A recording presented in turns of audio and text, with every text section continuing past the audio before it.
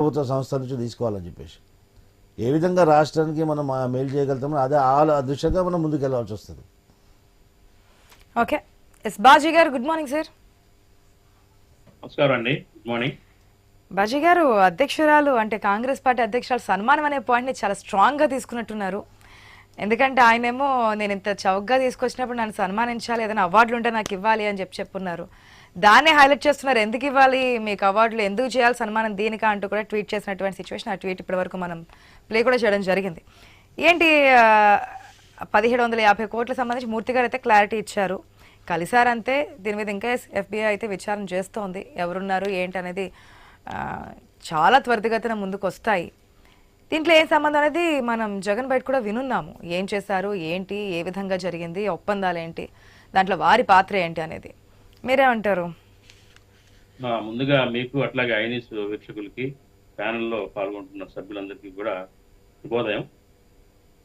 America, Adani, అవినీతి, ఆంధ్రప్రదేశ్, ఇవాళ ఈ 4 పదాలు కూడా అన్ని ఛానల్స్, యూట్యూబ్ ఛానల్స్ కానివ్వండి, సోషల్ మీడియా కానివ్వండి, ప్రపంచవ్యాప్తంగా పలు దేశాలలో చర్చనీయాంశంగా ఉంది. ఇవాళ జగన్మోహన్ రెడ్డి గారు తన సచ్చీలుడని, మరి చాలా మేలు చేశాడు రాష్ట్రానికని, మరి 2.5 రూపాయలు 5 రూపాయలు 10 పైసలు ఉంటున్న ఛార్జీల్ని, యూనిట్ కాస్ట్ని 2 రూపాయలు 49 పైసలకే తెచ్చానని తనకు సన్మానం చేసి శాలువా కప్పాలని చెప్పుకుంటా ఉంటాం అంటే నవ్వు వస్తూ ఉంది, హాస్యాస్పదంగా ఉంది.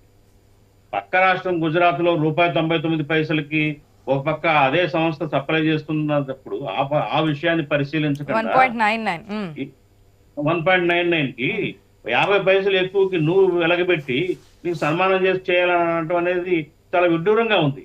ఎవరైనా కానీ ఒక వస్తువు కొనాలనుకుంటున్నప్పుడు మార్కెట్లో ఎవరెవరు సప్లయర్స్ ఉన్నారు, ఆ ఒకే సప్లయర్ ఎవరెవరికి ఎంతెంత రేటుకి అమ్ముతున్నాడు అనేది పరిశీలన చేయకుండా చేయటం అనేది దాని ఏ రకంగా జస్టిఫై అవుతుంది అనేది నాకు అర్థం కావట్లేదు ఆయన మాట.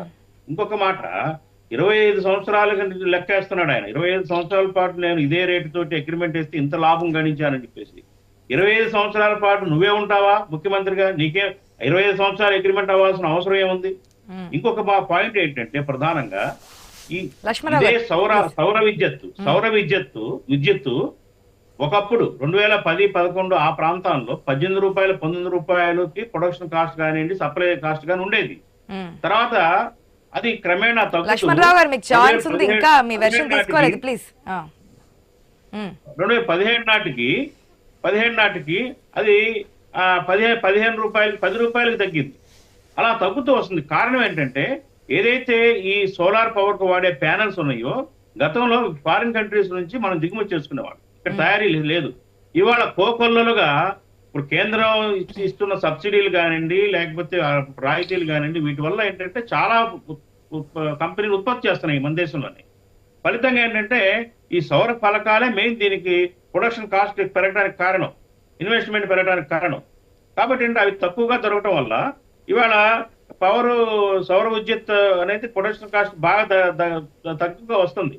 రాబోయే సంవత్సరాల్లో 10 ఏళ్లలో కానివ్వండి, 15 ఏళ్లలో కానివ్వండి ఇంకా పెను మార్పులు రావచ్చు కాస్టింగ్ లో. అటువంటిప్పుడు ఇవాళ నువ్వు 25 ఏళ్లకి దీన్ని ₹2.49 అగ్రిమెంట్ అవ్వాల్సిన అగత్యం ఏముంది? ఇది ఎందుకు? ఈ పాయింట్ బేసిక్ లాజిక్ పాయింట్ ఇది. ఎవరైనా కానీ 25 సంవత్సరాల తర్వాత పరిస్థితి మారచ్చు, ఏదైనా జరగచ్చు ఈ మధ్యకాలంలో. ఇది చాలా విడ్డూరంగా ఉంది. ఇంకొకటి ఏంటంటే సెకీ రాసిన లెటర్ని బేస్ చేసుకొని ఆగమేఘాల మీద ఈయన యాక్సెప్ట్ చేయటం ఏంటి? దానికి చర్చ జరగాలి కదా, అఫీషియల్స్ లో చర్చ జరగాలి, కేబినెట్ లో చర్చ జరగాలి. ప్రజల సమస్య ఇది, తన వ్యక్తిగత కార్పొరేట్ వ్యాపారానికి సంబంధించిన సమస్య కాదు. ఈ భారం ఏదైతే ఉందో ప్రజల ఆమోదం పొందాలి, ప్రజా బాహ్యంలోకి వెళ్ళాలి ఈ సబ్జెక్టు. అవేమి జరగకుండా ఆగమేఘాల మీద యాక్సెప్ట్ చేసేసేయటం ఏంటి? ఈ ప్రశ్నలు కానీ సమాధానం చెప్పాలి. ఇంకొక పాయింట్ ఏంటంటే ఏదైతే అమెరికాలో అక్కడ విచారణ సమయంలో అదాని మేనల్లుడు సాగర్ అదాని యొక్క సెల్ ఫోన్ లో ఈయన పేరు ఎందుకు వచ్చింది? ఆంధ్రప్రదేశ్ కి సంబంధించిన అఫీషియల్స్ కి మేము ముడుపులు ఇచ్చాము 1750 కోట్లు అనే పాయింట్ ఎందుకు వచ్చింది? ఎవిడెన్స్ ఉంది దానికి. అమెరికాలో విచారణ సంస్థలు ఏది కూడా సరైన ఆధారాలు లేకుండా ఈ రకంగా బహిర్గతం చేయవండి. ఈ విషయం ముందు గ్రహించాలి. రాబోయే రోజుల్లో ఇంకా చాలా అనేక విషయాలు వెలుగులోకి వస్తాయి. అంతేగాని ఇవాళ ఆదరాబాదరాగా ఏదోదో మాట్లాడేసి సమర్థించుకుంటే సరిపోదండి. ఆయన సెల్ ఫోన్ లో ఆంధ్రప్రదేశ్ ప్రస్తావన ఎందుకు వచ్చింది? అట్లాగే అదానీ గారు ఇక్కడికి వచ్చి ఆంధ్రప్రదేశ్ వచ్చి అనేక దఫాలు కలిశాడు జగన్మోహన్ రెడ్డి గారిని. ఏం జరిగింది? మీరు మీరు వ్యక్తిగతంగా మీ వ్యాపారాలు ఆయన వ్యాపారాలు మాట్లాడుకోవడానికైతే మరి అది చెప్పాలా? లేదు రాష్ట్రానికి సంబంధించిన ఇంకా ప్రాజెక్టుల గురించి అయితే కనుక అది చెప్పాలి, వెల్లడి చేయాలి.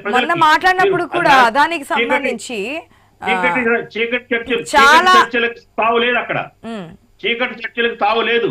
మీరు ఏం చర్చించుకున్నారు? ఎందుకంటే జగన్మోహన్ రెడ్డి గారి మీద ఇప్పటికీ అనేక అవినీతి ఆరోపణలు ఉన్నాయి. అసలు ఆయన ఆర్థిక నేరగాడు అనేదే ఇప్పటి వరకు కూడా అనుకుంటా ఉన్నారు. ఈడీ కేసులు ఉన్నాయి. ఆయన అంతకుముందు జైల్లో ఉండొచ్చారు మనీ లాండరింగ్ ఇట్లాంటి వ్యవహారాల్లో సిద్ధాస్తుడని. అటువంటిప్పుడు మీరు మీ చిత్తశుద్ధిని నిజాయితీని నిరూపించుకోవాలి. ఒక కార్పొరేట్ దిగ్గజం దేశంలో అనేక మౌలిక సదుపాయాలకు ప్రాజెక్టులు అందించే ఒక సంస్థ అధినేత నీ దగ్గరికి వచ్చి రాష్ట్రంలో 3 సార్లు 4 సార్లు కలిస్తే అది రహస్యం ఎట్లా అవుతుంది? అది బహిరంగం పరచాలి కదా. అట్లాగే గంగవరం పోర్టులో 10.34% వాటాని ఎందుకు అమ్మాల్సి వచ్చింది అతనికి తక్కువ రేటుకి? 640 కోట్లకి ఎందుకు అమ్మారు? ప్రజలకు చెప్పాలి కదా. మీ సొమ్ము అత్తగారి సొమ్ము కాదు కదా, మీ అత్తగారి ఇచ్చిన సొమ్ము కాదు కదా మీ ఇష్టం వచ్చినట్టు దారాదత్తం చేయడానికి. అట్లాగే ఈ రాష్ట్రంలో అనేక ప్రాజెక్టులు ఒప్పుకున్నాడు అదాని. అనేక బొగ్గు సరఫరా ఆయనే. ఇన్నర్ రింగ్ అదే చెప్తున్నారు జగన్మోహన్ రెడ్డి కూడా. ఇది ఒక్కటే కాదు, ఇంకా చాలా జరుగుతూ ఉన్నాయి అదానికి సంబంధించి. గతంలో జరిగి ఇప్పుడు జరుగుతున్నాయి అనేది చెప్తున్నటువంటి మాట. ప్రాజెక్టులు మన రాష్ట్రానికి దేశానికి సంబంధించి వదిలేసేయండి. మన రాష్ట్రానికి సంబంధించి ఆయన వ్యాపారాన్ని ప్రాజెక్టులు అనేక ఆయన హస్తగతం చేసుకున్నాడు. కాబట్టి వాటి మీద కూడా విచారణ జరగాలి. వాటిల్లో కూడా లంచాలు ఎంత ఇచ్చాడు? ఈ అనేక అనుమానాలు ప్రజల్లో కలుగుతున్నాయి. నిన్న మీ అధ్యక్షురాలు వైఎస్ షర్మిల చేసినటువంటి ట్వీట్ కి ఘాటుగా స్పందించారు మాజీ మంత్రి రోజా. మీరు ఎందుకు తాపత్రయపడుతున్నారో, ఎందుకు ఈ విధంగా మాట్లాడుతున్నారో ఏంటనేది అందరికీ తెలుసు. అది జరగని పని. రోజా గారి మాటల్ని పట్టించుకునే పరిస్థితుల్లో ప్రజలు లేరండి. ఇవాళ రోజా గారి మాటల్ని మాట్లాడుకోవాల్సిన అవసరం కూడా లేదు. ఇవాళ సబ్జెక్ట్ ఏంటంటే ఇవాళ జగన్మోహన్ రెడ్డి గారి వైపుకి అన్ని వేళ్లు చూపిస్తున్నాయి. మీరు లంచం తీసుకున్నారా లేదా? తప్పు మాట్లాడుతున్నారు, కేసు పెడతా అంటున్నారు. లేదా నిరూపించుకోవాలి. ఆయన నేను తీసుకోలేదు, నేను జరగలేదు. ఎందుకు ఈ ఒప్పందాలు చేశాడు? చీకటి ఒప్పందాలు ఎందుకు జరిగినాయి? ఆగమాగాల మీద ఎందుకు చేయాల్సి వచ్చింది? తక్కువ రేట్ అంటున్నాడు. ₹99 రేటుని ఎందుకు పరిగణలోకి తీసుకోలేదు? అట్లాగే అమెరికాలో ఈయన మీద జరుగుతున్న ఏదైతే ఆరోపణలు ఉన్నాయో వాటి క్లియర్ కట్ గా చెప్పాలి సమాధానం. పేరే ప్రస్తావించలేదు కదా ఆయన మాట్లాడేది. నా పేరే లేదు, కావాలని చెప్పిన ఆంధ్రప్రదేశ్ అఫీషియల్ అంటే అర్థం ఏంటంటే అమెరికన్ లాంగ్వేజ్ లో అఫీషియల్ అంటే ముఖ్యమంత్రిని కూడా అఫీషియల్ అని పిలుస్తారు అక్కడ ఉన్న పరిభాషలో. ఇవాళ అమెరికన్ అఫీషియల్ అంటే ఎవరు? ఆంధ్ర అఫీషియల్ అంటే ఎవరున్నారు? అప్పుడు అధికారంలో మీరే ఉన్నారు. మీరు మీ అధికారులు చేసిన ఒప్పందాలు ఇవి. పేరు ప్రస్తావించకపోయినా ఇప్పుడే ఆయనే చెప్పుకుంటున్నాడు కదండి. నేను తక్కువకే కొన్నాను, నేను తక్కువకే ఇప్పించాను, రాష్ట్రానికి మేలు చేశానని చెప్పుకుంటున్నాడు కదా. మరి ఇంక పేరు ప్రస్తావించింది ఏంటి? ఆయన బహిరంగ ఒప్పుకుంటున్నాడు నేను చేశాను ఇదంతా నిర్వాహకం అని. ఇక్కడ మన రావాల్సిన చర్చల్లో నిరూపితం అవ్వాల్సింది ఏంటి? నువ్వు లంచం తీసుకున్నావా లేదా? నీకు అదాని డబ్బులు ఇచ్చాడు లేదా? నీతో అదాని 3-4 సార్లు జరగలేదని చెప్పి నిన్న ప్రెస్ మీట్ లో మన అంశం నాకు ఎవరు ఏమి ఇవ్వలేదు, ఏం చేయలేదని. లక్ష్మణ్ రావు గారి నుంచి క్లారిటీ తీసుకుందాం. బాజీ గారు ఒక నిమిషం, మళ్ళీ మీ దగ్గరికి వస్తాను ప్లీజ్. లక్ష్మణ్ రావు గారు గుడ్ మార్నింగ్ అండి.